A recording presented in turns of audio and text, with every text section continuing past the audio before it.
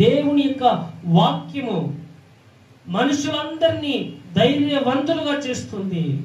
పరిశుద్ధాత్మ నిన్ను ధైర్యంగా నడిపిస్తుంది. ఆమేన్.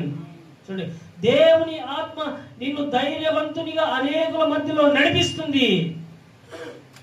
దేవుని యొక్క వాక్యము ధైర్యముగా నీవు బలముగా ఉన్నట్టుకు దేవుని యొక్క వాక్కు పనికొస్తుంది. Praise the lord.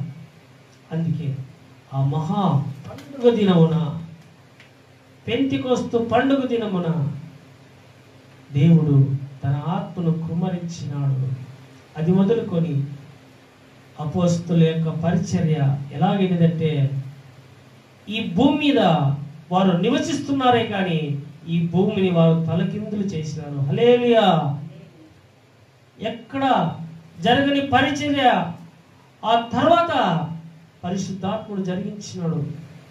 ఏ ప్రదేశంలో వాక్యం లేదో, ఏ ప్రాంతాల్లో వాక్యం లేదో, హో రాబా శాందాన, ఏ గ్రామాల్లో వాక్యం లేదో, పరిశుద్ధాత్ముడు తన దాసులను ధైర్యంగా తీసుకుని పోయినాడు. హల్లెలూయా. దేవునికి స్తోత్రం.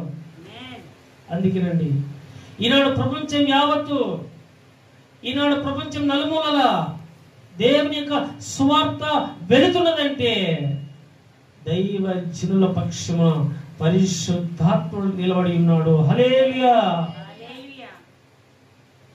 అప్పుడప్పుడు కొన్ని కష్టాలు, ఇరుకులు, ఇబ్బందులు వస్తుంటాయి. అంత మాత్రాన వెనకడుగు వేయకూడదు. అయితే పరిశుద్ధాత్ముడు మనల్ని ప్రేరేపిస్తుంటాడు, ధైర్యపరుస్తూ ఉంటాడు. దేవునికి స్తోత్రం. అందుకేనండి ఇదిగో దేవుని యొక్క ఆ మహిమ కలిగినటువంటి హస్తము మనకు తోడుగా ఉంటుంది.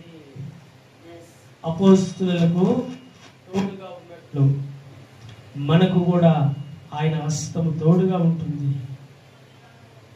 అందుకే దేవుని యొక్క ఆత్మను, పరిశుద్ధాత్మ శక్తిని మనము పొందుకునే వారముగా ఉండాలి. నీ జీవితము ఎలా పడితే అలా జీవిస్తే పరిశుద్ధాత్మ నిన్ను ఆవరించడు. పరిశుద్ధాత్మ దేవుడు నిన్ను దర్శించడు. నిజముగా నువ్వు ఆశ కలిగి ఉండు.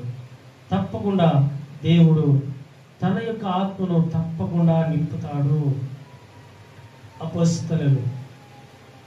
అపోస్తలులు బహుగా గొప్ప కార్యములు చేసినారు. దేవుడే వారి ద్వారా జరిగించినాడు. అందుకే అపోస్తలుల ద్వారా